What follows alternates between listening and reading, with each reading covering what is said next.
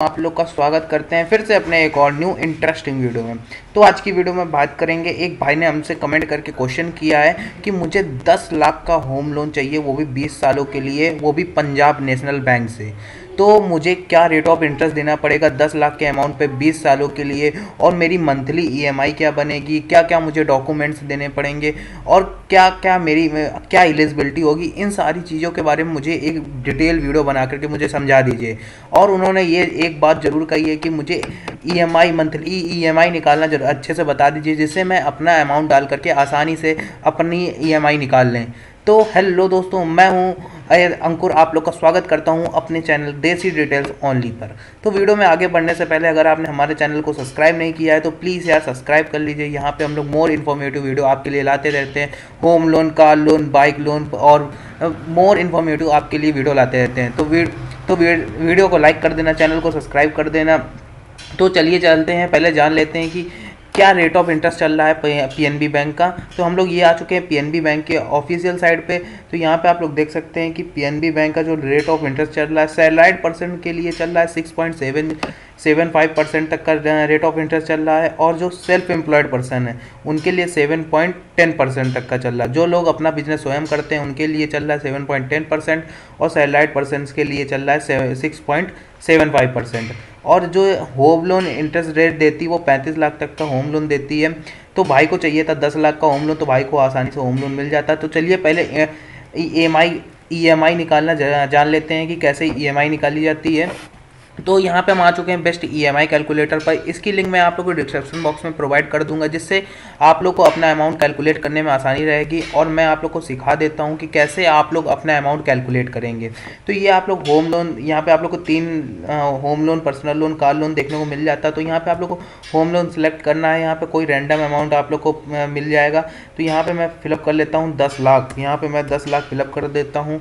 और पहले हम लोग जानते हैं सैलराइड परसेंट। जो सैलराइड परसेंट होता है 6.75% के रेट ऑफ इंटरेस्ट से लेकर के देखते हैं। तो 6.75 के रेट ऑफ इंटरेस्ट है, वो भी कितने सालों के लिए, 20 सालों के लिए। 10 लाख का होम लोन 6.75% के लिए 20 सालों के लिए। तो ये ऑटोमेटिक कैलकुलेट हो जाता है, आप लोग को कुछ नहीं करना पड़ता है। तो जैसे कैलकुलेट हुआ तो हम लोग की जो मंथली ईएमआई निकल के आई वो निकल के आई 7,604 रुपये। ये हम लोग की मंथली ईएमआई निकल के आई है।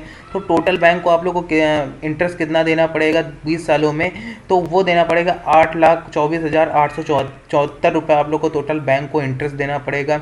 और जो टोटल पेमेंट बैंक को करनी पड़ेगी वो प्रिंसिपल प्लस इंटरेस्ट रेट मिला करके वो करनी पड़ेगी 18,24,874 रुपये आप लोग को टोटल बैंक को पेमेंट करनी पड़ेगी।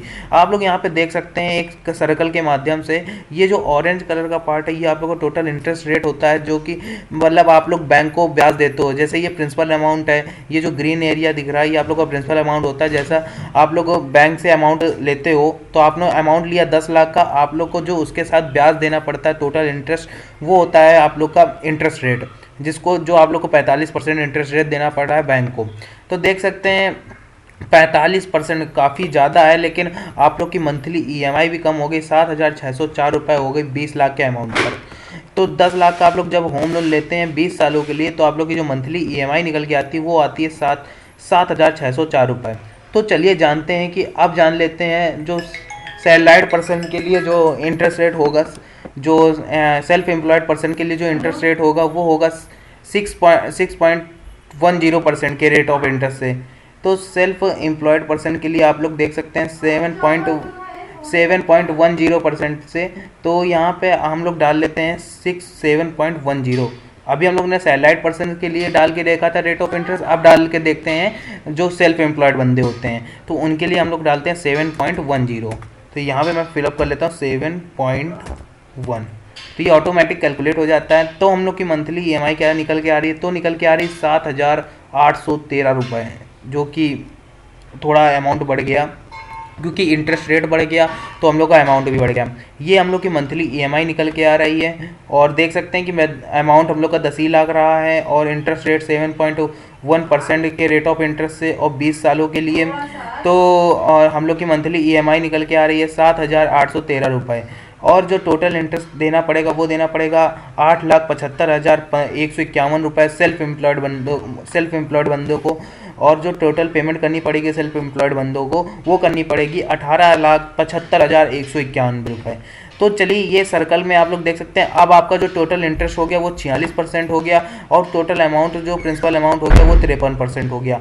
तो यहाँ पे और नीचे इसमें इस EMI कैलकुलेटर की थोड़ी अच्छी चीज़ें हैं जो हम लोग जान लेते हैं कि आप लोग को एक ग्राफ देखने को मिल जाता है, तो आप लोग को पता चल जाएगा हर ईयरली वाइज मेरी मंथली EMI कितनी जाएगी, तो और मुझे कितना पे करना पड़ेगा और मेरा अमाउंट कितना बचता जा रहा है। तो यहाँ पे अगर देखो इस ग्राफ से आप लोग को थोड़ी चीज़ें कम समझ में आएंगी, लेकिन यहाँ पे आप लोग को एक बड़ा सा चार्ट देखने को मिल जाता है जो कि बहुत ज़्यादा डिटेल में आप लोग को चीज़ें समझा देता है। तो जैसे आप लोग को पता लगाना है कि 2023 में मेरी टोटल पेमेंट कितनी जाएगी बैंक को, तो आप लोग देख सकते हैं 24,795 रुपये आप लोग का प्रिंसिपल अमाउंट हो गया, 68,962 रुपये आप लोग का इंटरेस्ट रेट हो गया, तो जिसके साथ आप लोग की 93,757 रुपये आप लोग की टोटल पेमेंट जाएगी 2023 में। अगर आप लोग को पता लगाना है कि मेरी 2023 के जनवरी महीने में मेरी कितनी EMI जाएगी, तो आप लोग ये 2023 वाले ऑप्शन पे जैसे ही क्लिक करेंगे तो ये आप लोग का मंथ वाइज आप लोग का एक बढ़िया सा चार्ट निकल के आ जाएगा उस ईयर का। तो ये आप लोग देख सकते हैं जनवरी में आप लोग की जो मंथली EMI जाएगी वो जाएगी मतलब कि 1999 रुपये आप लोग की प्रिंसिपल अमाउंट होगा और 5,813 रुपये आप लोग का इंटरेस्ट रेट होगा, जिसके साथ आप लोग की 7,813 रुपये आप लोग को टोटल पेमेंट करनी पड़ेगी जनवरी मंथ में। 2023 के जनवरी मंथ में आप लोग को टोटल पेमेंट करनी पड़ेगी। तो ये आप लोग देख सकते हैं एक बड़ा सा लंबा सा चार्ट आप लोग को देखने को मिल जाता है। इसको आप लोग प्रिंट आउट करवा करके अपने पास भी रख सकते हैं न, और PDF बना करके अपने मोबाइल में भी सेव कर सकते हैं। जैसे आप लोग लास्ट में आप लोग 2042 तक आप लोग जैसे अपना लोन पेड कर देंगे तो 100% यहाँ पे आप लोग देख सकते हैं लोन पेड कर देते हैं। जो 2022 में अगर आप लोग देखो 2022 में आप एक कुछ 1.75% तक का आप लोग लोन पेड करते हैं, उसके बाद 4.23% तक का आप लोग लोन पेड कर रहे हैं। इस तरीके से आप लोग का पूरा लोन पेड हो जाता है। तो आप लोग यार होम लोन लेने से पहले देखो, होम लोन कई बार बार नहीं लिया जाता है, तो लेने से पहले हर जगह से चेकआउट कर लेना चाहिए कि कहाँ से मुझे सस्ता पड़ रहा है, कहाँ से मुझे महंगा पड़ रहा है। तो चलिए अब जानते हैं कि क्या क्या डॉक्यूमेंट्स और रिक्वायरमेंट होंगे PNB हाउसिंग होम लोन के। तो यहाँ पे मैं आ चुका हूँ कि चलिए डॉक्यूमेंट्स के बारे में थोड़ा जान लेते हैं। तो यहाँ पे आप लोग देख सकते हैं कि होम लोन डॉक्यूमेंट्स रिक्वायरमेंट, ये मैं PNB की ऑफिशियल साइट से आप लोग को चीज़ें बता रहा हूँ, करंट अपडेट है। और देखो होम लोन लेने से पहले आप लोग को जो भी ब्रांच आसपास पड़ रही हो ना PNB बैंक की, तो वहाँ से जाकर के आप लोग को आसानी से चीज़ें थोड़ी डिटेल में समझ में आ जाएंगी। तो कोई भी ब्रांच आपके पास हो PNB बैंक की, तो वहाँ से जाकर के होम लोन के बारे में थोड़ी और ज़्यादा डिटेल से चीज़ें आप लोग को वहाँ से मिल जाएंगी, डिटेल मिल जाएगी। तो यहाँ पर जानते हैं कि होम लोन डॉक्यूमेंट्स रिक्वायरमेंट के लिए आप लोग को क्या चाहिए होगा। प्रॉपर्टी डॉक्यूमेंट्स रिक्वायरमेंट, देखो जो जिस प्रॉपर्टी के लिए आप लोग लोन ले रहे होंगे उसके आप लोग को डॉक्यूमेंट चाहिए होंगे। और फॉर द डेवलपर प्रॉपर्टी आप लोग को चाहिए होगी, जिसके ऊपर मतलब कि अगर आपने घर बनवा रहे हो तो डेवलपर का आप लोग को प्रॉपर्टी रिक्वायरमेंट चाहिए होगा। और फॉर रीसेल प्रॉपर्टी, मतलब कि अगर आप सेल करने जा रहे हैं तो उसकी प्रॉपर्टी के डॉक्यूमेंट्स चाहिए होंगे। जितने ही प्रॉपर्टी के डॉक्यूमेंट्स होंगे वो तो चाहिए होंगे। और KYC documents requirement for home loan के चाहिए होंगे।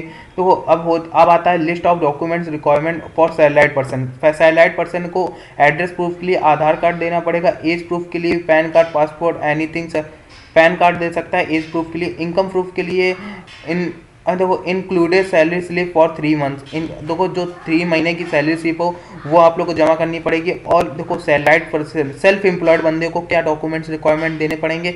तो एड्रेस प्रूफ के लिए आधार कार्ड चल जाएगा, एज प्रूफ के लिए पैन कार्ड चलेगा। इनकम प्रूफ के लिए इनके लिए क्या होता है pertaining to business and ITR, ये देना पड़ेगा, ये दे सकते हैं। नहीं तो such age proof for business exit sentence और last 3 years income tax returns और accountant certificate, balance sheets and 12 month bank account statement, ये सब देना पड़ेगा सेल्फ एम्प्लॉयड बंदे को। तो ये रहा आप लोगों का कुछ डॉक्यूमेंट्स रिक्वायरमेंट। और देखो यही चीज़ें थी और मैंने आप लोग को थोड़ा चीज़ें समझाने की कोशिश करी। और EMI निकालना भी मैंने आप लोग को बता दिया। अगर आप लोग को EMI निकालने में तब भी कोई प्रॉब्लम होती है तो प्लीज़ यार कमेंट करके बताइएगा, मैं आप लोग का उसका पूरा फिर से एक डेडिकेटेड वीडियो बना करके आप लोग को समझा दूंगा। तो आई होप आप लोग को वीडियो से पसंद आई हो, और इसकी डिटेल थोड़ा आप लोग के आसपास जो भी ब्रांच पड़े हो ना वहाँ से जाकर के ले लीजिएगा। तो चलिए मिलते हैं एक और न्यू इंपॉर्टेंट वीडियो के साथ। तब तक के लिए गुड बाय। अगर वीडियो पसंद आई तो चैनल को लाइक और वीडियो को लाइक और चैनल को सब्सक्राइब कर देना। तब तक के लिए गुड बाय, टाटा।